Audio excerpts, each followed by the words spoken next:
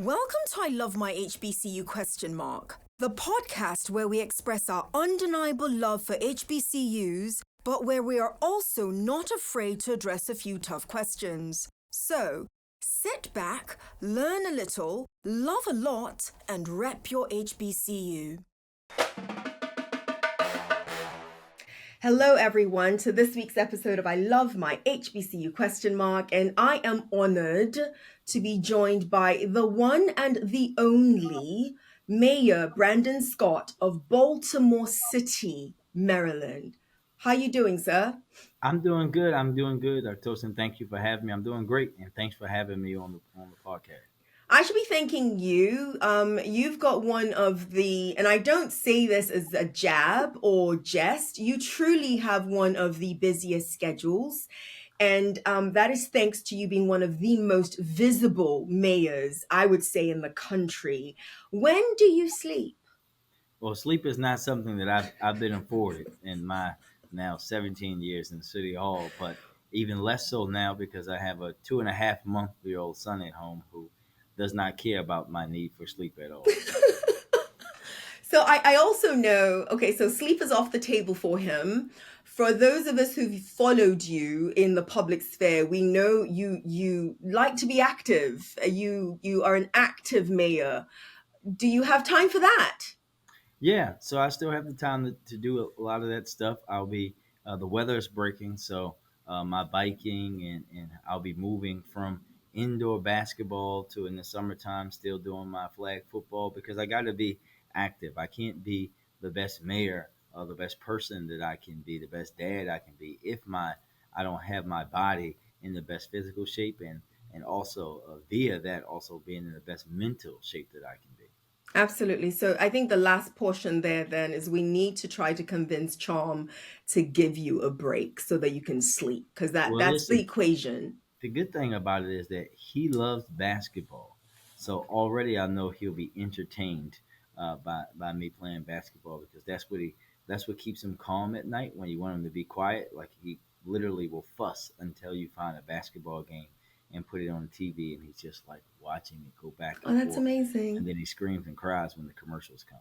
Wow. Wow. Like seriously, Like that he that throws a fit on every commercial, which I think all of us want to do, but only a baby could get away with.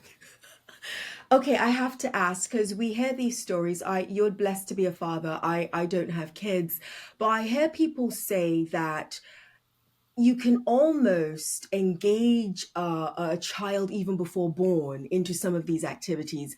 Were you playing? Was that background noise while he was still he? Okay, okay, Absolutely. I okay. think it's no surprise to me or my fiance that one, he likes sports because he heard it a lot when he was a kid, Yeah. that he loves hip hop, that he loves club music and house music. They're his preferred methods, and he actually prefers it not to be quiet.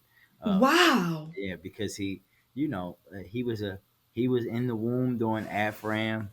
He was in the womb for so many events where there was lots and lots and lots of noise. He's been to Oriole Park at Camden Yards, even though he hasn't ever been there. He's been to M&T Bank Stadium, and I think that plays a lot into it. And we did that purposely too, in many instances, and trying to start those affirmations and things early with him.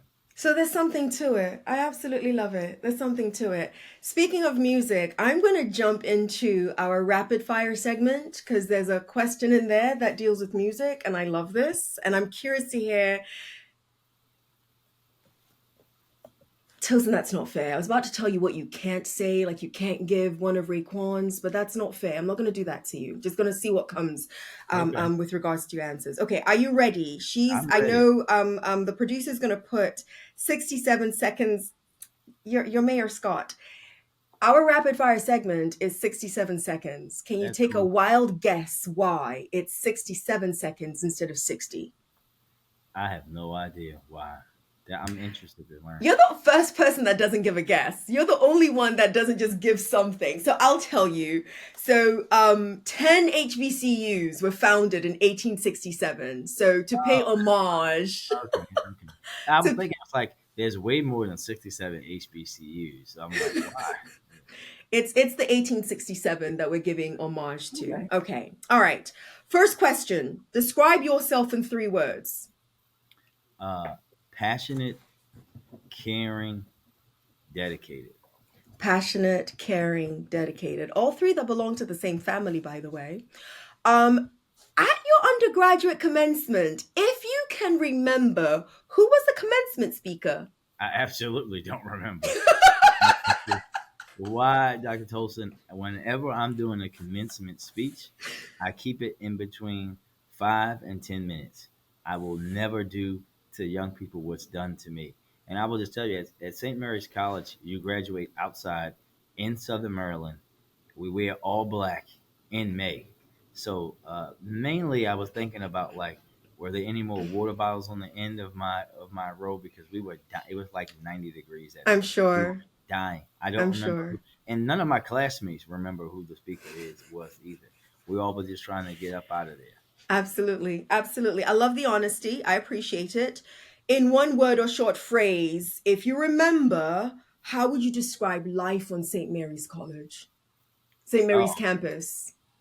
the St. Mary's Way. The It St. Mary's Way. St. Mary's Way. I St. haven't Mary's. been. I've heard it's beautiful. I It haven't is, been. especially this time of year. Yeah, it's the most beautiful place in Maryland. In the spring, summer, and fall. In the winter, it is absolutely brutal. Going to school on the beach is great when it's warm. When it's cold, is absolutely brutal. But Wow. the St. Mary's Way is how I would describe it, and I can't tell you about the St. Mary's Way. If you know, you know. If you know, you know. I love it. I'm told that my time is up, but I'm just going to keep on asking you these questions because I love these questions. Sure. If I say HBCU, what comes to mind? Um, if you say HBCU to me, um, history, prestige, dignity, and also honoring honoring those who paved the path for us. That's what comes from me. Thank you. Shout out your favorite professor.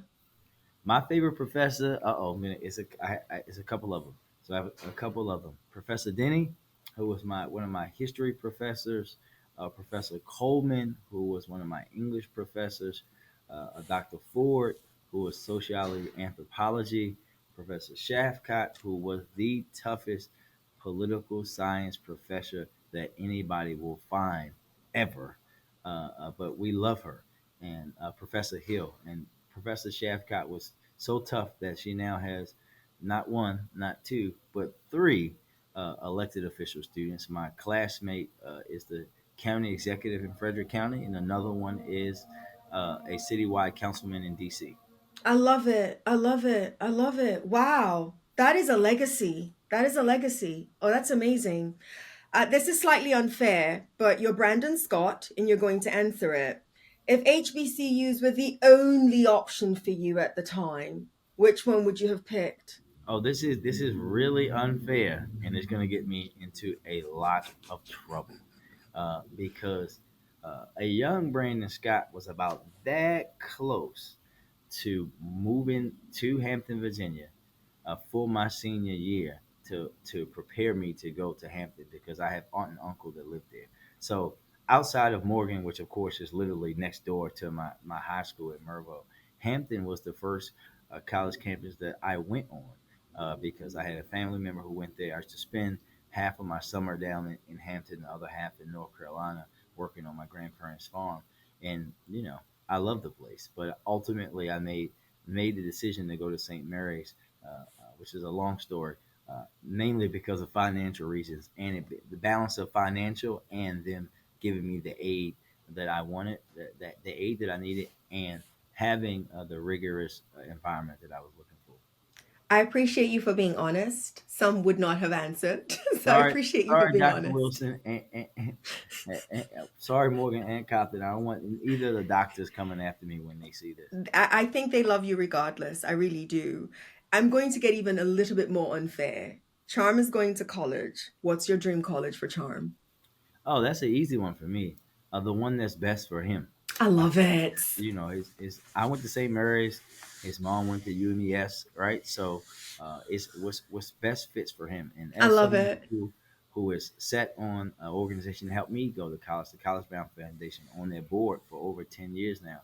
I'm always preaching that to families, like parents especially, like you don't get to determine. They do. Absolutely. It has to be what's right for them because so many young people get forced into a place that they don't want to be, and they end up at home and the next semester or in debt and really, really regretting that experience. It has to be what's right for you.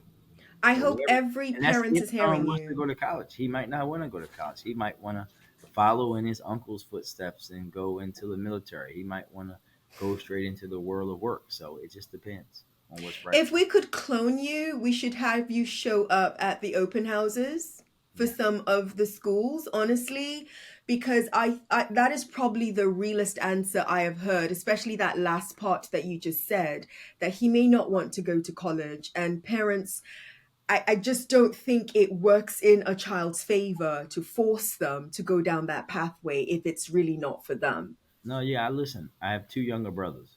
One went to UVA. It's unfortunate that he decided to go to a school not as good as St. Mary's, but that was his choice, right? And then the other went into the Navy. So, it's the path that's right for them. Absolutely. Thank you. Okay, so that clearly was longer than 67 seconds. I just wanted to ask all the questions regardless. Oh, those were easy. I thought you were gonna have some hard ones in there. No, no, no, no, no. Well, you don't know yet. Okay. He's like, I'll take it regardless.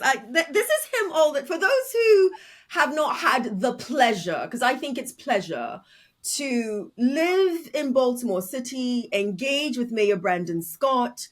This is truly, at least this is Tosin speaking. Everybody else can have their own opinion. My experience has always been he's going to give you an honest answer, honest enough to him, and you actually, what you see is what you get. Mayor Brandon Scott is just going to talk to you, and you don't have to like what comes out of his mouth, but he's just going to talk to you, and I love that about you. You said earlier on that it's a long story how you did not end up at Hampton University, but at St. Mary's. I always ask everybody, what's your college selection journey? You are from Baltimore. Wow. You could have picked anywhere. You ended up at St. Mary's. Let's hear it.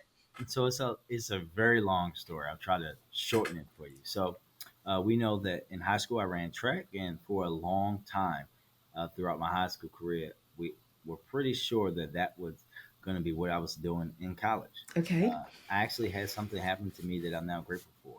I got injured, and then I wasn't running for a while, and had the then opportunity to look at things from a different perspective because I didn't know any different other than running because I had literally been doing it my whole life at a very young age. And then start to have these discussions as we were talking about schools and other things. And my track coach actually forced myself and my best friends who were on the team into college bound in ninth grade. You normally don't go until 11. So I actually didn't take the SAT after my 10th grade year. So typically, your 11th and 12th grade year, folks are running around and take the test, looking doing all these different things. For me, I was in a position now, especially with being off from track for a period of time, that I could just look at schools and look at options and was going through this decision process and was thinking about not just Hampton but George Mason. I looked at Towson. I looked at Villa Julie, which we know has a different name today. Obviously, even looked at Morgan and Coppin, and as always happens, old school folks. One day, I show up to my first period class at Mervo. My senior year is my trade class, which is computer programming, and I get there. They asked me to the teacher and my coach said, "Come to school a little early tomorrow." I drove, so that was a little easier for me. I get there, and in the class is my coach, my teacher, my college bound advisor, some young lady who I don't know, and my dad was there, and they were like, "Well, we want you to strongly consider going to this school." And it was like, "It's okay." I'm like, "Where is it?" St. Mary's College, Maryland. Never heard of it ever. And they showed me the information. They showed me that it has the Center for the Study of Democracy, which obviously they knew would draw me in because it's a political science thing. They knew that's what I wanted to major in. And we had all these discussions, and they were talking about all this aid.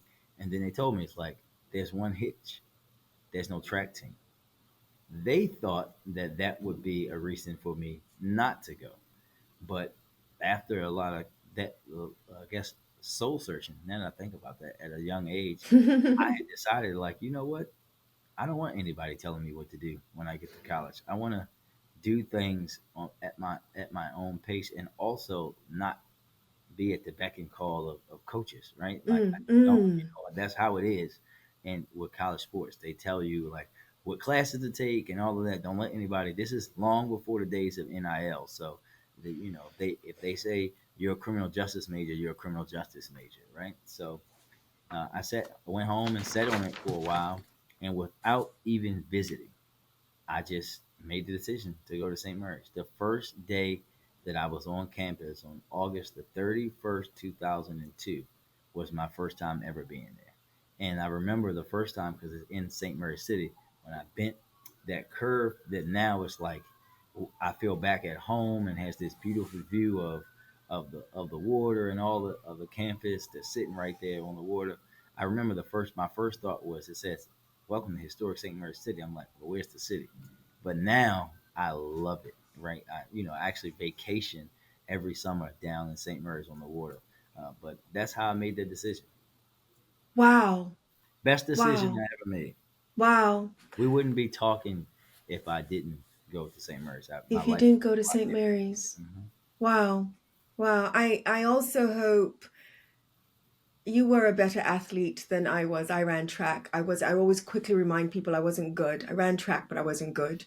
I hope enough student athletes are listening to you. I think it's beautiful to be a student athlete, but as you know, the percentages go, chances are many won't end up professionally in those sports. So I hope they're hearing you. How old were you when you had this soul searching journey where that's what Was you landed on? I mean, I just turned 18, so Wow, wow, wow. and I have to give a lot of thanks to my mom and my dad for allowing me to make the decision. Now, they would tell you that, unlike my brothers, that I probably was a little mature and able to make that decision on my own. But them and my coaches and other folks, they just said, "All right, this is all of it. You have to make the decision," and that's the decision that I ultimately ended up on.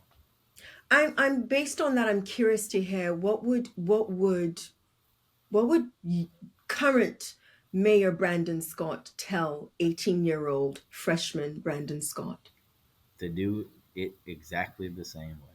Wow. That all those experiences that I had then is what prepared me for what I do today, right? Like I would tell myself some stuff like, "Hey, don't spend all that money you spent on like jerseys and hats and tennis shoes to match every." But we all have those kind of regrets as you get older in life. But the experiences that I had at St. Mary's, I wouldn't change for the world. When I think about now, even when I first got elected on city council, it was a difference because you don't have to have a degree to be an elected official. But when you have a degree from one of the most prestigious places, when you're talking about public policy work in particular, it allows you to not only matriculate, but it also allows you to have a deeper level of understanding that folks who don't have that background are ever going to have. And now I have the balance of both with the experience. You you have, and now I wonder if you see this in yourself. I'm going to guess that you do based on just observing you and listening to you. You have a sense of confidence that doesn't seem easily shakable. And I think most of us as humans deal with doubt. You don't seem to be somebody that doubts yourself. You No. seem to be somebody that once you make a decision, that's what he's doing, and you stay tunnel focused on that. Where does that come from? Oh wow. It comes from a lot of places. It comes from my upbringing. I think I was also always started. It comes from my family, right? I always talk about this. I am the quintessential village child, meaning that so many people helped to raise me and my family because, like, my mom and dad had to work, right? I was their only child for 3 years before my first brother showed up and broke all my toys. But that's for a different day. But when I think about now, and I've been thinking about this a lot lately because I mean, just today's Wednesday, just Monday, I had to go back to North Carolina to bury one of those people. I think about the time that I spent with my grandparents, right? Both my mom's parents, who my granddad actually lives around the corner from me in Northeast Baltimore. I lost my mom's mom right after winning the election in 2020.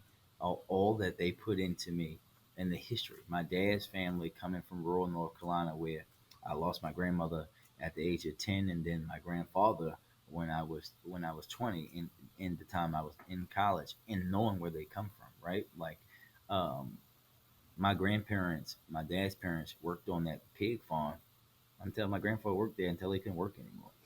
And knowing what they went through and spending time down there and hearing and seeing and have my grandfather tell me, oh no, we can't go in that store, or we can't take the pigs to sell here, we have to go there, in the 90s. That changes you a little bit. And when you have a family that can show you where they come from and how, you know, grandparents had 9 kids, and they all lived in this house that my grandfather built with his hands, that my baby brother actually lives in right now on the family farm, and the things that they had to go through school integration and all of the things, people trying to take the property that my family owns, about 74 acres of it in rural North Carolina, simply because of what color they were in some instances. My uncle's gonna be mad if he hears me say this, that like they didn't, because they thought my grandfather was white. They had no idea that he was black. Um, that changes you when you have that and people die. I always see it as disrespect for me to not have confidence in myself with all the things that I have and opportunities and resources that I have to myself that they didn't, because they literally died for me to be so. My mom's parents moved here with $300 to their name and almost moved back to rural Virginia if my grandfather didn't get that job at General Motors. My cousins, right? We just buried one of my older cousins who was my babysitter, and put so much into me for most of my young life, right? Caring for me, taking me to my first ever high school sporting event, all of these things that I experienced through them. I owe it to those people and everyone that came before me to believe in myself, especially in a world that is always telling people that look like me from places like where I'm from in Northwest Baltimore that I'm never going to be good enough. But I always took it as the opposite. If I survived Park Heights in the 1990s, and I survived when people were in shootouts right outside my house, and I'm ducking in between bushes and make it back home safely, then there's a reason for that. There's a reason for me being here, and I owe it to everyone who has lived that kind of lived experience to let people know that I am good enough. I'm more than good enough, because the things that I've been through will break you, and it's not going to break me. And like, you're not going to shake me, because I'm too tough for that. I've been through it all and going to continue to focus on what's right for all of my people.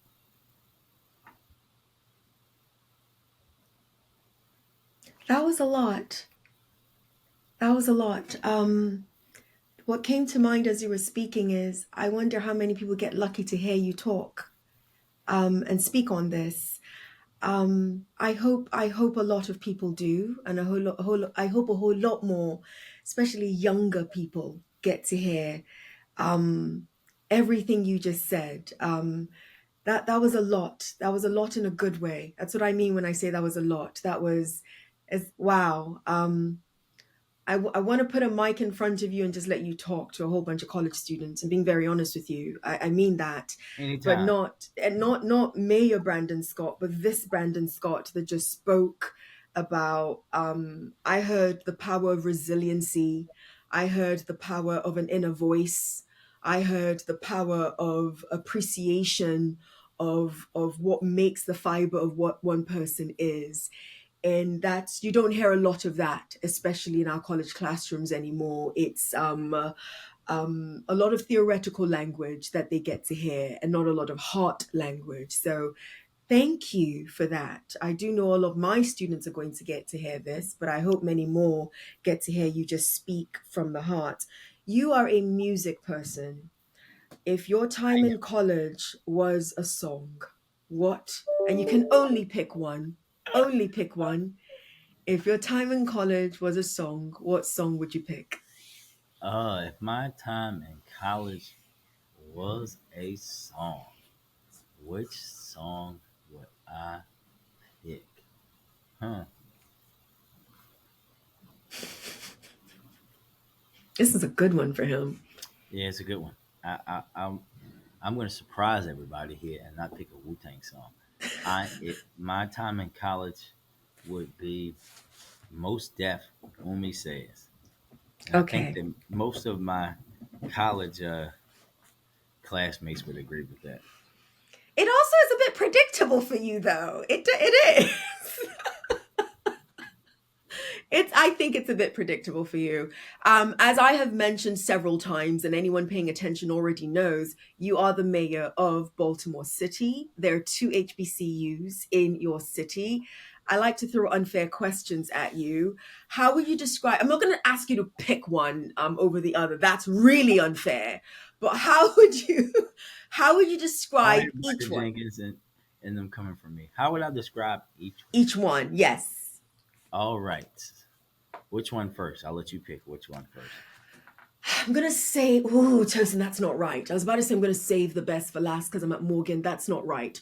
I'll go with Morgan first. So I would describe Morgan State as I often talk about Morgan.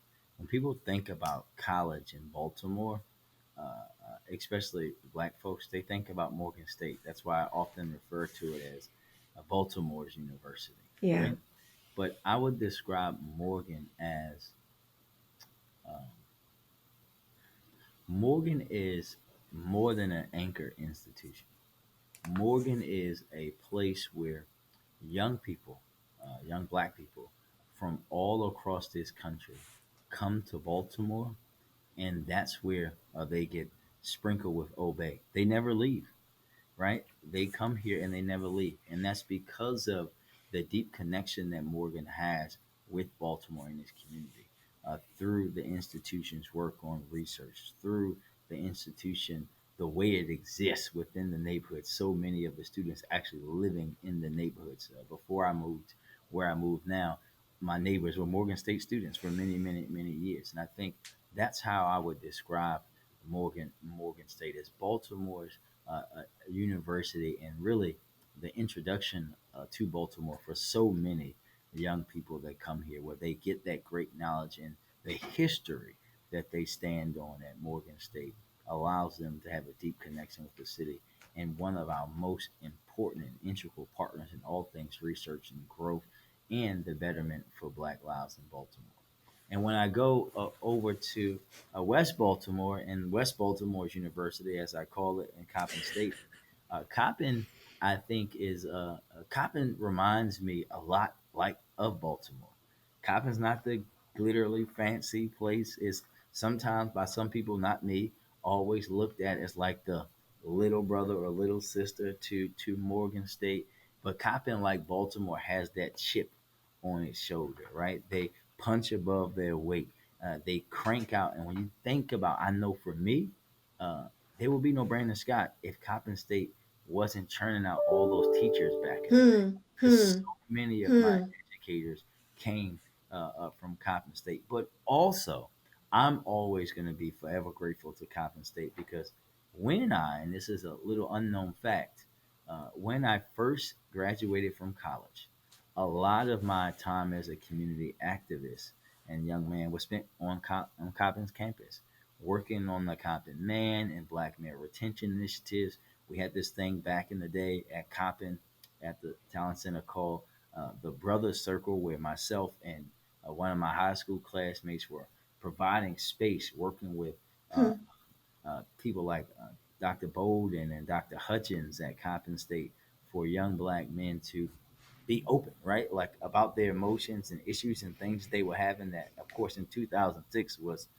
like unheard of because now we talk about that. Black men go to therapy, all of that. But back then, we were still dealing with folks who just thought saw that as weakness. Hmm. And the very first front page picture of me in the newspaper is me being an activist at Coppin State in the Afro newspaper. So Coppin is really like the soul of Baltimore, because just like the city has that chip and is gritty and never lets people put it down, that's what Coppin is. You're gonna write a book someday, aren't you? I am. You are. You have to, because the way Gonna you make just a lot, described. just Go gonna make ahead. a lot of it's gonna make a lot of people mad too. So can't wait. Let them be. Let them be. Let them be. The reason why I said you've got to write a book someday, the way you just described both universities, I don't care which university you call home. You did both those universities justice. And the way you described them also accurately. So you're not gassing any one of them up. That's really how they could be described. So yeah, that's okay. Okay, Tosin. Um, what is your proudest moment as mayor? Oh, now Yeah, this even as I was asking, and I was like, Lord have mercy. now What is he going to say? this is a tough one. Just because of everything that we've been through in this short time, Yeah. that I've been there, and I'll give you two things. Um, One, uh, folks said I was crazy when I said that we were gonna think of gun violence in Baltimore as a public health issue, and we were gonna develop a comprehensive strategy to do it, and that we were gonna reduce homicides in the city by 15%. And then last year, when we not only did 15 but did 20, the largest single year reduction that Baltimore City has ever seen, doubling the national reduction last year, you couldn't help but be proud, because now, and somebody on my staff sent me this a few days ago. I was getting all these Facebook memory things people were sending to me Hmm. from way back in 2017, where a now at that time second term city councilman, Brandon Scott, was in Annapolis testifying about the need for Baltimore to finally have a comprehensive plan to gun violence, and to be able to then implement that myself and see those results. Can't take that away. And then the second is this: all my proud moments are all the investments that we've made into young people, right? Opening, I think, 7 or 8 new school buildings in my time as mayor, 6 recreation centers, and having 3 under construction right now. Those are things that folks will never be able to take away, right? Like, those are things that I know are going to be, and it's important for me always. I always say that my time as mayor is just as much as about as 15, 25, 10, 15, 20, 30 years from when I'm not mayor as it is being Hmm. thinking about putting things in place that are going to outlast my political career. And those buildings, those spaces, those places will be there long after I'm gone. I've got nothing to add. I've got nothing to add because we've all seen it happen. So I've got nothing to add. This is my last. You are young. You are quite young for mayor, and you got into politics even Even younger, younger. even younger. My platform, we're having a civic engagement summit on April 30th for over 100 Black college students. And you, the mayor's office, I'm saying you because you're the first mayor to announce this, um, um, announced recently during CIAA. That was very interesting for the timing. That is, we felt that you wanted to make sure that we didn't feel left out. That's the way we decided to embrace it. Announced the mayor's HBCU fellowship initiative. So it is clear. It is clear that you take quite seriously young Black voices engagement in civic engagement, politics, public policy, you name it. Why are you so passionate about that? Because I have to be.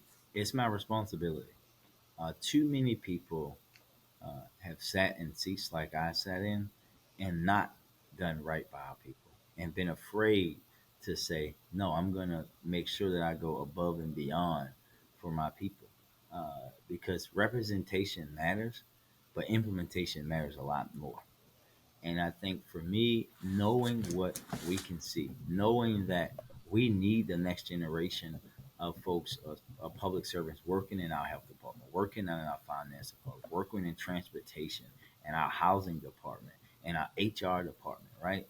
And having these two fabulous HBCUs, right? We know that Morgan puts out great folks in transportation and all these other things, and Coppin has great programs around health and all that. Like we have to take advantage of that and investing into these best and brightest young black minds by spending that $4 million to operate the HBCU fellowship from September 24 to May of 25 will help us do that. But more importantly, it will send a signal to all of those students and everyone at those institutions to know that they are finally not just seen, but we're going to invest in them so that they can be the next. Because listen, I I always say this, and I said this last week when I was talking to a group of young women. I wouldn't be here if it weren't for when I was a young 22-year-old whippersnapper trying to get into city government. For a woman who sat in this actual chair, former Mayor Barnes Blake, when she was city council president, to allow me to first intern and then work in our office, paying it forward, so to speak, right? Knowing one day that ultimately, as she knew, that I wanted to be in this seat and allowing me to grow in that work. Now I have a responsibility to take what she did for me and put it on steroids, so to speak, for everyone else. I said that was the last, but what you said made me think about one more thing. What's next for Mayor Brandon Scott? um, we shall see what's next. Hopefully, all things go well. We have one more term as mayor, and then the sky's the limit. I always tell folks there are a few things that you can assure yourself that Mayor Brandon Scott won't be doing. I won't be running for governor. I have no interest in serving in that role, or quite frankly, serving in any role in Annapolis. If you were asking me about what other elected offices I would consider running for, really at this time, there's only one. And until my congressman decides he wants to go back into retirement. I love my congressman, have since I was a little kid, and have no intentions of ever doing anything to hurt him or his political career, but would consider following him. But I'm also not wedded to public service, as you know. Mm, Like Tulsa, I came to City Hall officially as an employee when I was 23 years old. I'll be 40 in 2 weeks. So that's 17 years in this building. And I yeah. think that for me, uh, uh, when this is over, I could quite well just come and work alongside you at Morgan and Coppin, Come teaching on. the next generation and be just as happy as I am today. Right? I could see myself going to work for maybe one of the federal agencies or working specifically around issues that mean a lot to me, most notably around guns and gun violence, right? Those are the kind of things that I'm thinking about in my quote unquote next life. I'm not wedded to being a elected official for the rest of my life. And Mayor I could Brandon Scott, retire, go home, retire, and spend most of my time with Charm and Sarone and watch them grow. can I say this here? It is impossible not to like you. It is impossible not to like you. I appreciate your time that you've spent with us. I know that I've written down a lot of gems. I hope a lot of people get a lot of gems from listening to you. Perhaps we'll get to do this again at some point in time, depending on your availability. But I appreciate you for making the time. Um, is there anything Tosin did not probe you on, engage you on that you're like, you need to share with the audience before we Nope, close I'm out? good, and I look forward to seeing you and your students in person one day too. So that'll be good. This has been amazing. To anyone and everyone watching this and listening to us wherever you get your podcasts, this has been Tosin with one of the most amazing mayors in the United States of America, but proudly of Baltimore City, Mayor Brandon Scott. Thank you so much. You've been listening to I Love My HBCU ? Let's keep the conversation going as we share our stories and encourage more practical support of HBCUs, whilst of course holding each other accountable. Don't forget to follow and subscribe for the latest episodes. Until next time, love and lift your HBCU.